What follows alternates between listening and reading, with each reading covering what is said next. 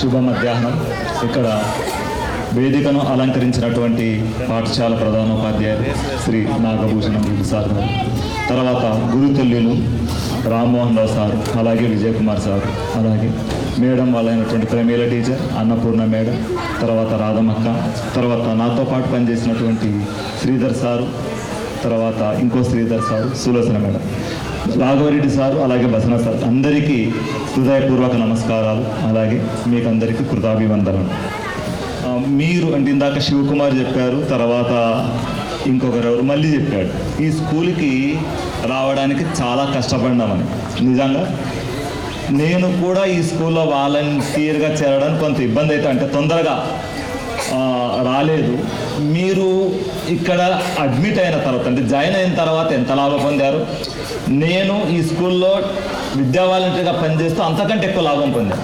ఇక్కడ ఉండేటువంటి అనుభవాలు ఇప్పటికీ నేను అవే అప్లై చేస్తున్నాను. ఇప్పుడు ఏ స్కూల్లో పనిచేస్తున్నానో అవే అక్కడ అప్పుడు పనిచేసినటువంటి సూత్రాలు ఏవైతే ఉన్నాయో, ఆ విధానాలు ఏవైతే ఉన్నాయో ఇప్పటికీ అలాగే ఉన్నాయి. తర్వాత నాకంటే చాలా జ్ఞాపకాలు ఉన్నాయి, కానీ మర్చిపోరండి చెప్తా.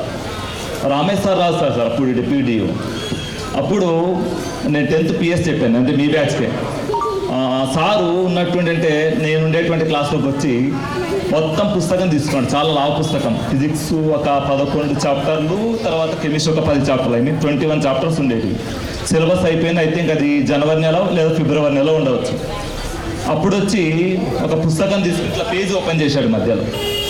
మధ్యలో ఓపెన్ చేస్తే, అంటే ఆ పిల్లవాడికి తెలుసలేదు, మీ మధ్యలో ఉన్నాడు ఆ పిల్లవాడు, చెప్తాను ఆ పిల్లవాడి గురించి కూడా. ఓపెన్ చేస్తే 4 లైన్ల డెఫినేషన్, అది కాంతి చాప్టర్లో వ్యతికరణం, ఇంటర్ఫరెన్స్ అంటారు ఇంగ్లీష్లో, దాని గురించి చెప్పండి అన్నాడు. ఏమాత్రం తడుకోకుండా అలాగే నిలబడి 4 లైన్ల డెఫినేషన్ ఏమాత్రం అచ్చు తప్పు లేకుండా చెప్పాడు. ఆ పిల్లవాడు ఎవరంటే మన నాగరాజు.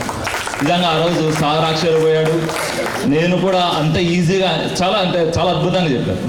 అదేవిధంగా మన మధ్య లేనటువంటి రాజశేఖర్ సార్ యొక్క చిన్న మాట, అంటే మా మధ్య ఎప్పుడు కూడా ఇలాంటి డిస్కషన్ జరుగుతుండేది.